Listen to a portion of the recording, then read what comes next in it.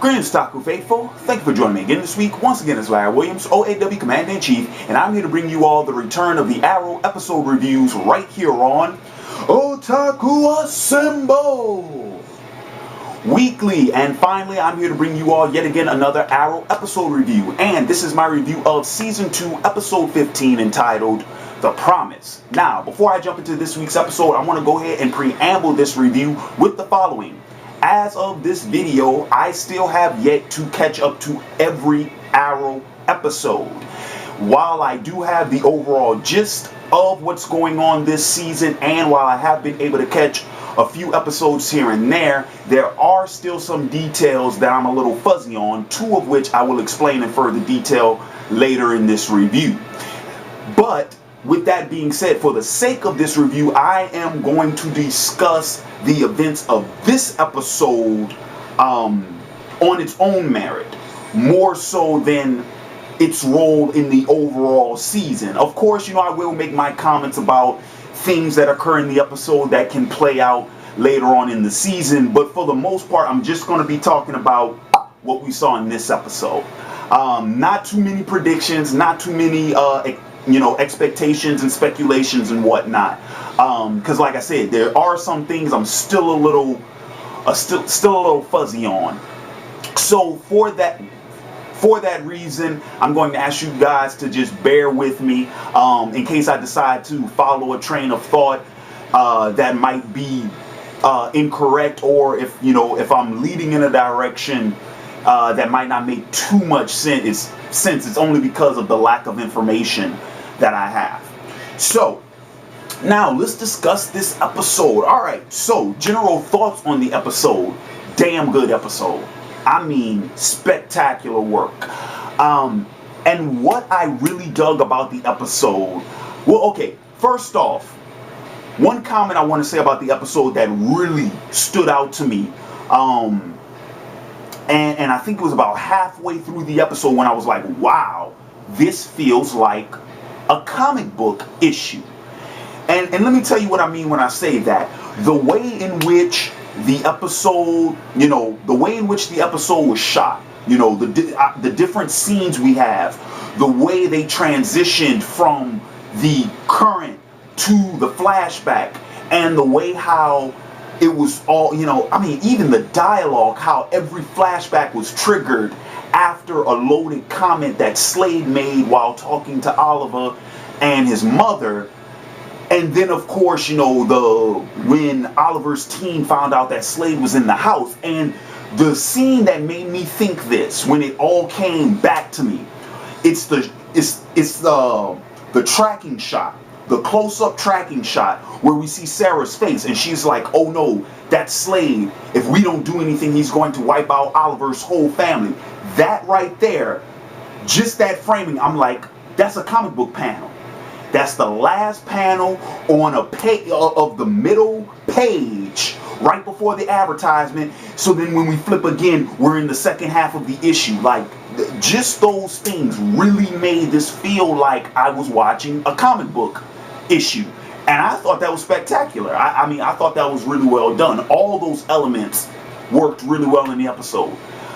Another thing I really liked about this episode was what I would the significance of it. Now I'm going to talk about the episode as far as its role in the overall season. This episode is pretty much the point in the story, whether it be a comic book, whether it be a film, whatever. This is the point in the story where we get the meeting of the protagonist and the antagonist, of the hero and the villain. And more often than not, this meeting takes place right before the climax, right before the major action that is going to lead to the resolution of said story. This is the meeting between Superman and Lex Luthor in Superman 1. This is the meeting between Batman and the Joker in The Dark Knight. This is that calm before the storm, if you will, where both characters, they know what's at stake and they know what's coming. And so on the one hand, you have the hero who's trying to put up the defensive front, and on the other hand, you have the villain who's trying to sneak in his sly threats. You know what I mean? His smiles that sit on top of sneers, if you will. And these scenes in any story, they're always tense as hell because you don't know what to expect. You don't know it, the shit can hit the fan at any moment. The hero can be forced with a difficult choice at any moment. He can be engaged at any moment.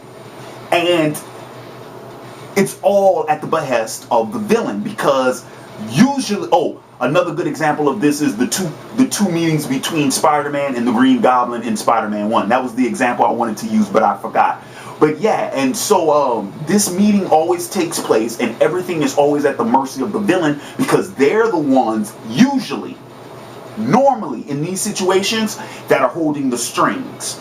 They're this is all about racking the hero's nerves, trying to pinpoint what is his weakness, what are his strengths, what can I say, what can I do to throw him off, to gain the edge, to gain the advantage, so that my preemptive strike will completely annihilate him. That's always, more often than not, that's what we get in these type of scenes.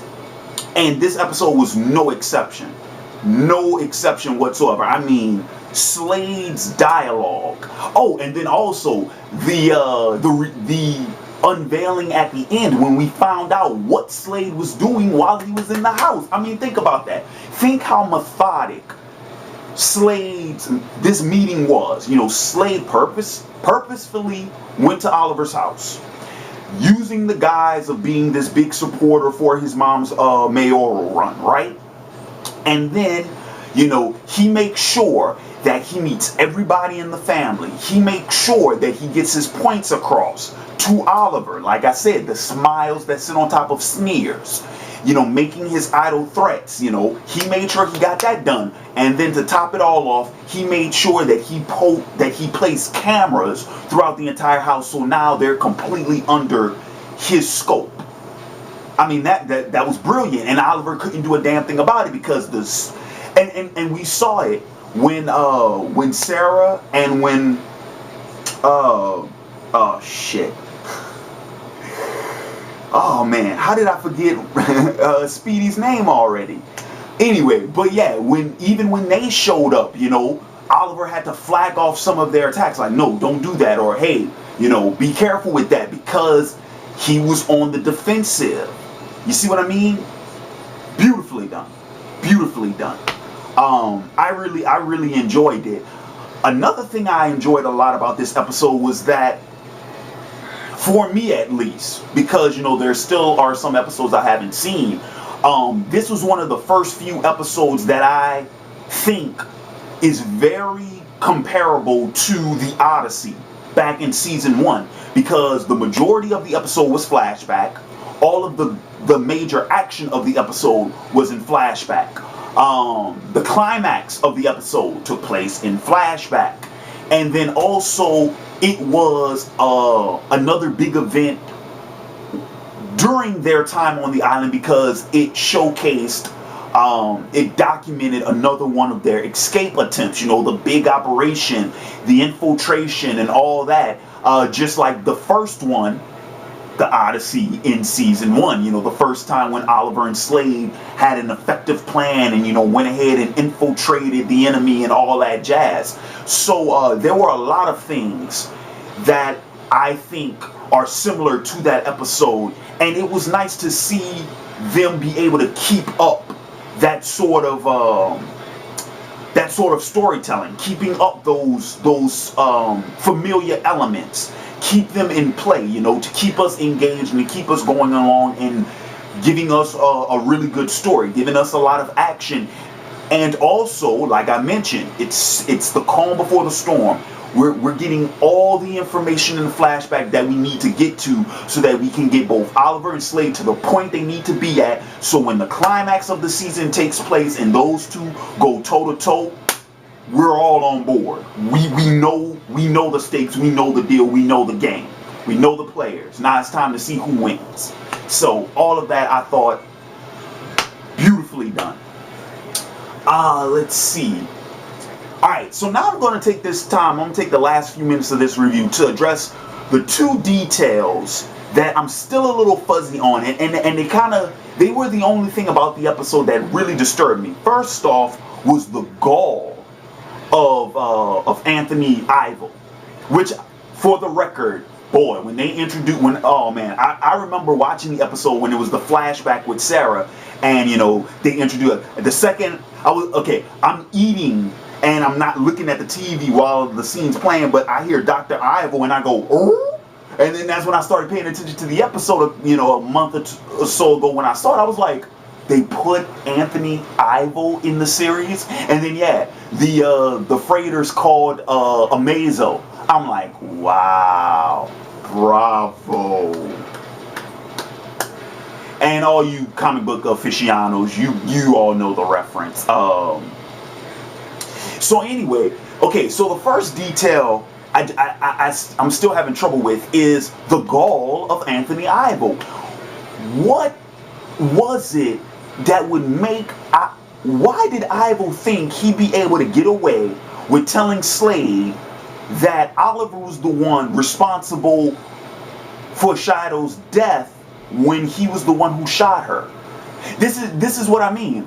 What made Ivo so damn confident that... Okay, first off, Oliver having to choose between Sara and Shadow, I mean, from what I saw in the flashback, that didn't even seem like much of a choice, because from what they showed in the flashback at the beginning of the episode, we just saw Oliver run over to Sara because Ivo had his gun pointed at her at the time, and then he just, switches and shoots Shadow. That's not Oliver making a choice.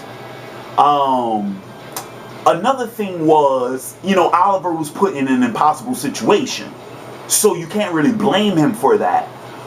But knowing that information, why would Ivo think he'd be able to get away with Oliver? Oliver's the one who killed Shadow. He said what did he say? He said I pulled the trigger, I shot the bullet, but you're the one who aimed the gun. It's like, what fucking logic is that? What makes you think that Slade is just... Was it that he was hoping to get Oliver killed right along with him? Or did he really think he'd be able to place all the blame on Oliver and escape scot-free? That is very stupid, dude. That would have never worked. Even if, and of course, the end-all be-all result was that Slade now holds animosity towards both of them. But did Ivo really think it's like, oh yeah, he's the one who did it? I just fired the gun. Yeah, you fired the gun that killed Shadow. You're not getting off the hook, dude. So maybe there's something that I don't know about. But the whole time I'm like, is he really that naive? I couldn't figure it out. Okay, and so the final thing I'm gonna close out the review on this note, but the final thing that had me not so much confused, but wanting more, is Slade's evolution into being the antagonist. And this is what I mean. Okay, so we know he has the what is it called, the what is it called, the drug. I'm just gonna call it, I'm not even gonna try to pronounce it because I know it's some type of Japanese term. Mirakuru, something like that. But anyway, okay, so we know Slade has that, and we know, it creates anger and episodes of rage and all that jazz. Okay, so Slade's a little unstable. We know that. And yes, Shadow's death provides the perfect catalyst for the mental breakdown, for the mental snap where, okay, yeah, that's the switch that's going to change Slade. Okay, we got that. What I felt I needed more of was more of a build-up to that. You know what I mean? If the drug is causing the episodes and Shadow's murder is the psychological break, then I need the build up to that break. You see what I mean? And like I said, maybe it's because those first few episodes earlier in the season I missed, but I just felt like I needed to know why Slade would take this course of action the way he did. I need to witness the things that happen to him, the things he says, the exchanges, the events that build up little by little by little by little, so that once he gets exposed to the drug, okay, now it's amplified, and then once Shadow's murdered, then the shit's just lost. Then it's like, bam, okay, now, yes, this is our villain. So those are the only two complaints I had about the episode. And like I said, in my opinion, they're minor. You know, they're just minute details that might just need some filling in. That's it. Everything else, though, I thought was great. Fan-freaking-tastic. And I'm really looking forward to the rest of the season. I mean, I'm still blown away by everything this series has been able to accomplish so far. The risks they've taken, the characters they introduced. I mean, man, Dr. Ivo, Brother Blood? What? And then, of course, we know the whole Ra's al Ghul thing. I'm like, wow. Suicide Squad. What? What? League of Assassins. What? Oh, man, just insane. But I'm thoroughly loving this series. Thoroughly loving it. And like I said, it gets better and better. So that's going to conclude this week's Arrow episode review. In the comments below, let me know your thoughts on this week's episode. And join me tomorrow night for my Vikings Season 2 episode review. And with that being said, this has been Larry Williams, OAW Commander-in-Chief, signing off. And until next time, peace.